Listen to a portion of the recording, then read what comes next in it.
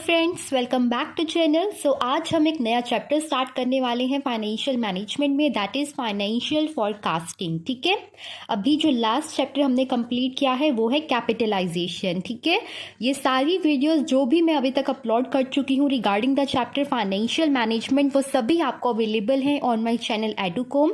Financial management के regarding अलग से एक प्लेलिस्ट बनी हुई है जिसे आप रेफर कर सकते हैं इन सारी वीडियोज़ को देखने के लिए। आज का टॉपिक रहने वाला है हमारा बहुत ही basic, that is the meaning and features of financial forecasting. ठीक है, आज हम मीनिंग के बारे में जानेंगे फाइनेंशियल फॉरकास्टिंग के, और फीचर्स के बारे में, that means characteristics of financial forecasting. ठीक है, सबसे पहले देखते हैं फाइनेंशियल फॉरकास्टिंग का मतलब क्या होता है। फाइनेंशियल फॉरकास्टिंग का मतलब क्या है guys? Financial forecasting is an act of predicting और estimating the future financial conditions. क्या कहना चाह रहे हैं, क्या बता रहे हैं कि फाइनेंशियल फॉरकास्टिंग क्या होता है? जब आप फ्यूचर के बारे में एस्टिमेशन लगाते हो कि फ्यूचर में क्या कंडीशंस रहेंगी इन दी मार्केट और इन द बिजनेस, उसके बारे में जब आप पहले से ही अंदाज़ा लगाते हो तो उसे हम बोलते हैं फाइनेंशियल फॉरकास्टिंग। ठीक है, और ये जो फॉरकास्टिंग की जाती है, दैट मीन्स जो एस्टिमेशन लगाया जाता है about the future financial conditions, वो किस बेसिस पर लगाया जाता है? On the basis of past and present scenario of the economy. हर एक बिजनेस एक मार्केट में ऑपरेट करता है, एक इकोनॉमी में ऑपरेट करता है, तो उस इकोनॉमी की क्या सिचुएशंस रही हैं, क्या चल रही है, उसके बेसिस पर हम ये डिटरमाइन करते हैं कि इन फ्यूचर क्या सर्कमस्टांसेस हो सकती हैं, और उसी के अकॉर्डिंग हम डिटरमाइन करते हैं कि हमें कितना फाइनेंशियल रिक्वायरमेंट होगा। सो फाइनेंशियल फॉरकास्टिंग जो है हमारा फाइनेंशियल प्लानिंग का फर्स्ट स्टेप होता है। फाइनेंशियल प्लानिंग मैंने आपको पहले भी बताया है कि जब आप फाइनेंस के रिगार्डिंग प्लान्स बनाओगे कि कितनी रिक्वायरमेंट है, कहाँ से इकट्ठा करें, कहाँ एलोकेट करें, जब ये डिसीजंस लिए जाएंगे, इन सब डिसीजंस को लेने से पहले आपको फाइनेंशियल फॉरकास्टिंग करना पड़ेगा। आपको ये एस्टिमेशन लगाना पड़ेगा कि फ्यूचर में क्या कंडीशंस रहेंगी।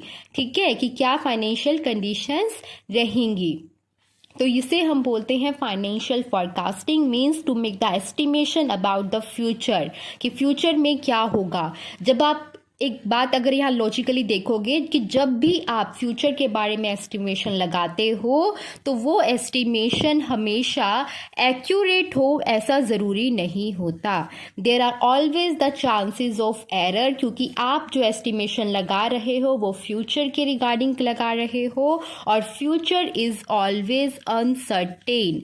ठीक है, बट फिर भी फाइनेंशियल फॉरकास्टिंग करना ज़रूरी माना जाता है एक बिजनेस में, क्योंकि हम ये जानते हैं कि फॉरकास्ट हम 100% एक्यूरेसी के साथ नहीं कर सकते, बट कुछ ना करना कुछ करने से तो बेहतर ही है ना। इसीलिए एक बिजनेस फाइनेंशियल फॉरकास्टिंग करता है कि एटलीस्ट थोड़ा ही वो एरर को, थोड़ा ही रिस्क को कम कर सके, बट वो करना ज़रूर चाहता है। ठीक है, बट अगर कंपनी बिल्कुल ही फॉरकास्ट ना करे तो वो जो डिसीजंस लेगी रिगार्डिंग द फ्यूचर, उनका कोई बेस ही नहीं होगा। इसीलिए जो डिसीजंस हैं उनका बेस फाइनेंशियल फॉरकास्टिंग को माना जाता है, और पहले फाइनेंशियल फॉरकास्टिंग की जाती है और उसके बाद फाइनेंशियल प्लानिंग। नेक्स्ट हमारे पास टॉपिक है that is the features of financial forecasting. अब हम पढ़ेंगे फीचर्स के बारे में। फीचर्स हमारे मीनिंग से ही निकले हैं, मीनिंग जो डेफिनेशन था उसी में सारे फीचर्स थे। फीचर्स का मतलब क्या होता है? The nature of the financial forecasting, the characteristics of financial forecasting. तो वो क्या है? It is an initial step in the financial planning. मैं आपको ऑलरेडी बता चुकी हूँ गाइज कि जब आप फाइनेंशियल प्लानिंग करोगे, मतलब जब आप ये डिसाइड करोगे कि कितना अमाउंट जो है फंड्स का एक्वायर करें, कहाँ से एक्वायर करें, सोर्स क्या रहेगा, तो ये सब प्लानिंग करने से पहले आपको ये पता होना चाहिए कि आपको फ्यूचर में कितनी रिक्वायरमेंट होगी, फ्यूचर कंडीशंस क्या होंगी उस मार्केट की जिसमें उस बिजनेस को ऑपरेट करना है।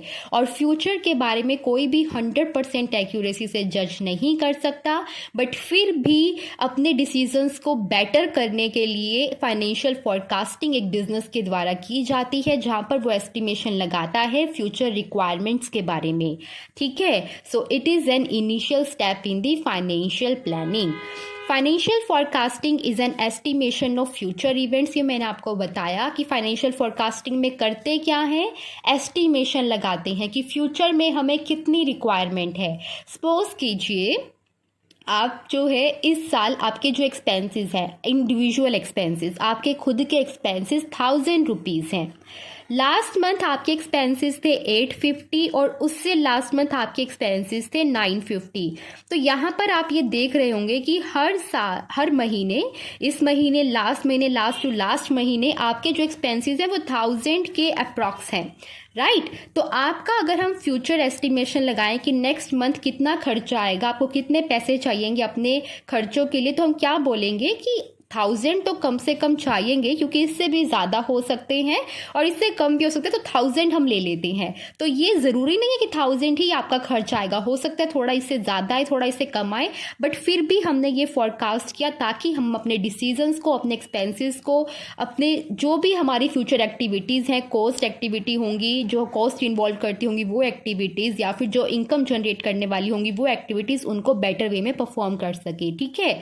तो इसीलिए फॉरकास्ट किया जाता है। और ये जो फोरकास्ट होता है ये हमेशा अबाउट फ्यूचर होता है। और यहाँ पर आपने देखा ये जो फ्यूचर के बारे में फोरकास्ट किया, ये किसके ऊपर डिपेंड करके किया, जो पास्ट परफॉर्मेंस थी और जो प्रेजेंट परफॉर्मेंस थी, इस महीने का खर्च और लास्ट महीने का खर्च, ठीक है। जैसा कि नेक्स्ट पॉइंट में लिखा है कि financial forecasting is based on the analysis of past and present circumstances. ये पॉइंट समझाने के लिए मैंने आपको एग्जाम्पल दिया था, ठीक है। नेक्स्ट पॉइंट क्या है, it foresees the future requirements in order to bring accuracy and exactness in management decision making.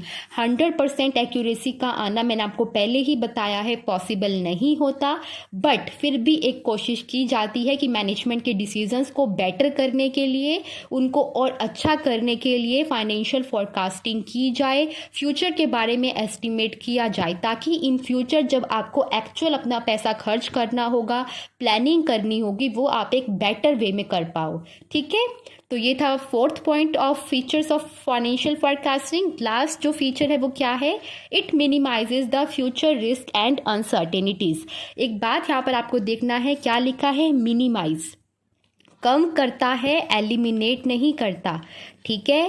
Financial forecasting हमारे जो एरर्स हैं, जो रिस्क हैं, जो अनसर्टेनिटीज़ हैं, उनको एलिमिनेट नहीं कर सकता, उनको सिर्फ कम कर सकता है, ठीक है। और इसीलिए फाइनेंशियल फोरकास्टिंग का ये जो फंक्शन है परफॉर्म किया जाता है, ताकि फ्यूचर में जो अनसर्टेनिटीज़ हैं, जो रिस्क इन्वॉल्व है, उनको कम किया जा सके। So this is all about today. Thank you very much for watching the video. Bye bye.